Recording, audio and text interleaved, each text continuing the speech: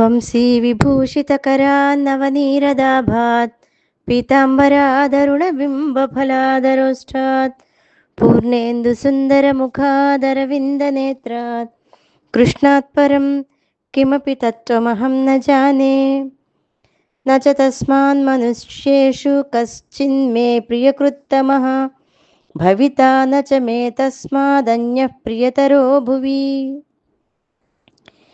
ముందర శ్లోకంలో ఈ శ్లోకంలో కూడా భగవంతుడికి ఆధ్యాత్మ విద్యా వ్యాప్తి యందు గీతాతత్వాన్ని ప్రచారం చేయడంలో ఎంత ఇష్టం ఉందో, ఎంత అభివృద్ధి, ఎంత ప్రీతి ఉందో బాగా తెలుస్తుంది.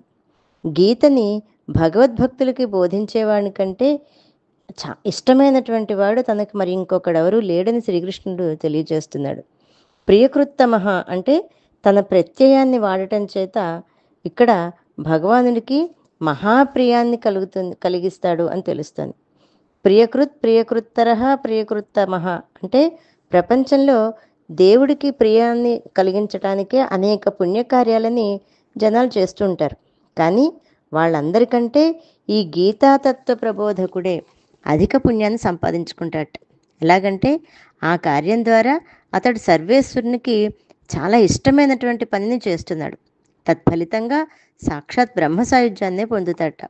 అటువంటి వాడు భగవంతునికి చాలా ఇష్టడవుతాడు కదా. భూత భవిష్యత్ వర్తమానాల యందు ఇంతటి ఇష్టడు, ఇంతటి ఇష్టమైనటువంటి వాడు వేరొకడు లేడని శ్రీకృష్ణ పరమాత్మ అటువంటి గీతా ప్రబోధకుని గురించి తన సదభిప్రాయాన్ని వెల్లడించడం చూడడం వల్ల గీతా ప్రచార కార్యము చాలా గొప్పదనే విషయం తెలుస్తుంది. నిజంగా జీవితంలో భగవంతునికి ఇష్టడుగా ఉండడం కంటే వేరొక గొప్ప విషయం ఇంకేముంటుంది? అటువంటి వాని జన్మ సార్థకమైనట్లే. జగన్నాథుడైనటువంటి సర్వేశ్వరునికి ఇష్టడుగా ఉండగలిగినటువంటి జన్మ ధన్యము. అటువంటి భగవత్ ప్రియత్వమే జీవిత పరమావధి.